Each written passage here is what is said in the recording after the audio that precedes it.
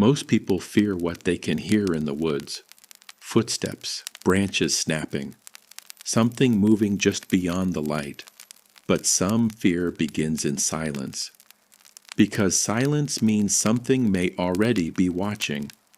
This story was shared by someone who says he and 3 friends found a hidden camera aimed directly at their campsite and realized it had been there before they arrived. Welcome to Tales Beyond the Flame. It happened during the middle of summer. 4 friends planned a simple overnight camping trip beside a reservoir several hours from the city. Nothing remote enough to be dangerous. Nothing crowded enough to be annoying. A quiet public area with walking tracks, fishing access, and a handful of unofficial spots people used for tents. They arrived late afternoon. The sun was still high, water bright through the trees, warm wind coming off the shoreline. They chose a clearing tucked back from the main track, flat ground. Enough room for 2 tents, shade from large gums overhead. Someone had used the spot before. Old stone fire ring, flattened dirt. A log dragged into place as a seat. Normal signs of repeat campers. They unpacked gear, set tents, and spent the next few hours swimming, cooking, and drinking soft drinks around a small fire. Everything felt easy, relaxed. The kind of trip people forget a week later. Just after sunset, one of them went looking for more firewood. He walked only 20 meters into the trees before calling out, not yelling, just a sharp, confused voice. They followed the sound. He stood beside a trunk pointing upward. Strapped chest high to the tree was a trail camera, camouflaged casing, small lens, infrared sensors, battery box attached beneath it. The camera was aimed directly at their campsite, not the track, not wildlife trails, not the water, their tents, their fire, the exact center of where they had been sitting all evening. At first they laughed, probably a ranger camera, maybe counting visitors. But the location made no sense. It was hidden off the main path and mounted privately with cheap straps. No government markings. No labels, no security lock, just a consumer camera placed carefully to watch strangers. One friend wanted to leave it alone. Another immediately took it down. When he opened the side panel, there was an SD card inside. They hesitated only a moment before checking it.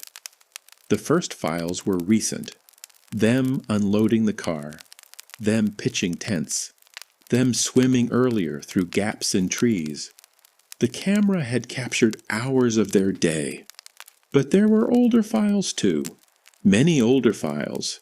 Different groups, different tents, different families, people changing clothes, people sleeping by fires, children playing near the water, dozens of recordings, months' worth, maybe years. No one laughed anymore. The mood changed instantly. This was not wildlife monitoring. Someone had been filming campers in secret. One friend said call police immediately. Another pointed out there was no reception. The nearest road was 15 minutes back. They packed some items but decided to wait until morning.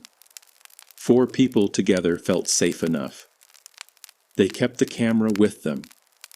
Removed the batteries, set it beside the fire, and tried to act normal. No one managed it. Every sound from the trees now meant something different. Every branch crack felt personal. Because whoever placed that camera might know it was gone, and might already be nearby. Darkness settled fully around the clearing. The fire became their only light. Conversation shrank to whispers. Every few minutes someone scanned the tree line with a torch. Nothing looked back. Nothing moved. Around 10:40 p.m., they heard footsteps on the main track. Slow, crunching gravel, approaching, then stopping just beyond the clearing entrance. They all went silent, A torch beam appeared briefly through trees, then switched off. No voice called out. No one entered. After nearly a minute, the footsteps retreated. One friend wanted to leave immediately, load the car and go. Another argued they might walk straight into whoever was outside, so they stayed. Midnight came. Then a sound from behind tent 2, a soft click, mechanical, like plastic snapping shut. They rushed around with torches, nothing there.